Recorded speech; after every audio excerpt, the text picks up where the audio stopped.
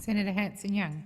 Thank you, Madam Deputy President. I rise to contribute to the discussion in relation to this report as well, and I concur with many of the comments made by Senator Patrick in relation to this. Describe this as Groundhog Day. Well, this is the second report into this particular version of the TPP and about the third or fourth into the TPP across the board. There'll be another one, of course, Madam Deputy President, when the Legal and Constitutional Affairs Committee hands down their report into the implementing legislation. So this debate is far from over. But what is absolutely crystal clear is what a dog of a deal the TPP is for Australia.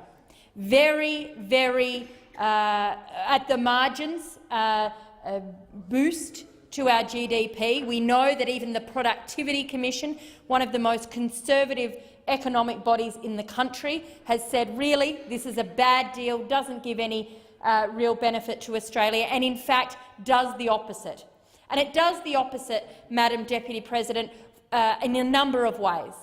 But firstly, it is in relation to the exemption for 6 out of the 11 countries, so 6 out of the 10 countries Australia is entering into a deal with, that they can simply bring in as many workers as they want without having to check whether there is indeed an Australian in that community who could do the job. So at a time when we're talking about how we get jobs for Australians, young people in particular. Of course, I come from South Australia. We have one of the highest unemployment rates in the country, and amongst young people, the highest rate of unemployment amongst young people in the country. And what this does is allows big foreign companies to ship in their own workers. They don't have to check if somebody else is available to do the job or would like to do the job or could be skilled to do the job, is already skilled, willing and able to do the job. They can just bring in their own workers. And of course, what does that do? It doesn't just undermine the ability for young Australians to get their foot in a foothold in the workforce, but it pushes down working conditions.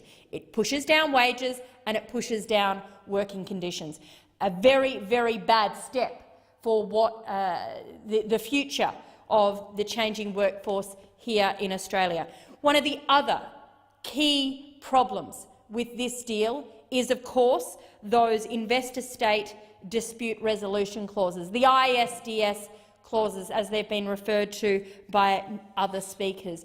These rules, Madam Deputy President, allow a foreign company to sue the Australian people through our federal government, our state government or local governments. It says that if our parliament decides to enact a law that our citizens want, that our community wants, such as plain packaging on tobacco or indeed a moratorium on coal exports or no new coal mines or indeed protecting a particular part of the Great Barrier Reef or stopping oil and gas drilling in the Great Australian Bight, big foreign companies attached to the 11 countries involved in the TPP can come and sue the Australian people. They can come and sue the Australian people and our government simply for enacting laws that we want our government to act on. And this is a huge undermining of democracy. But as the European Union has found, and their Court of Justice, it is a threat to national sovereignty. In the European Union, ISDS clauses have become so problematic that they are now ruled out of any trade negotiations. They're not to occur, they're not to be used, they have no ability to be included. And in fact, as Australia is continuing to talk to the European Union about our free trade agreement with the EU, Australia has been told point-blank by the Europeans, don't even think about bringing those insidious ISDS clauses to the table because we're not having a bar of it. And yet here in Australia, in the desperation the absolute desperation of this government to get a deal done at all costs, we saw the then former Trade Minister, Steve Chobo, and the government roll over, sign on the dotted line, sign up to everything, throw Australian workers under the bus, throw Australian democracy and the sovereignty of the nation under a bus, all so that they could come home and say, "Oh, deal done, it's okay, we've done something, this government." A pathetic and a very, very dangerous precedent for Australia and our relationship with trading neighbours and nations in the years to come. And Australia is, of course, a trading partner, and we have to be. We can't pull down the shutters, and nor should we. But we have to drive a fair dinkum bargain and negotiate properly. Canada got what they wanted out of the TPP deal. New Zealand got what they wanted out of the TPP deal. New Zealand got out of the idea of having to be caught by these ISDS clauses, even when it came to Australia. But our government and our Trade Minister went to water and sold Australia short. And now what we have is the Labor opposition, rather than turning the heat on this government and doing their job as an opposition, they've rolled over. They're going to vote for this legislation.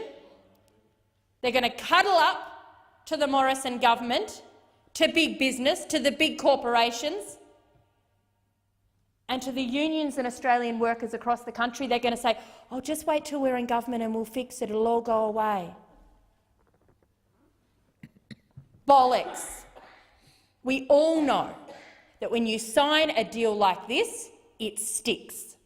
Very, very difficult to get out of the TPP once it's signed, sealed, delivered and passed into law through this place.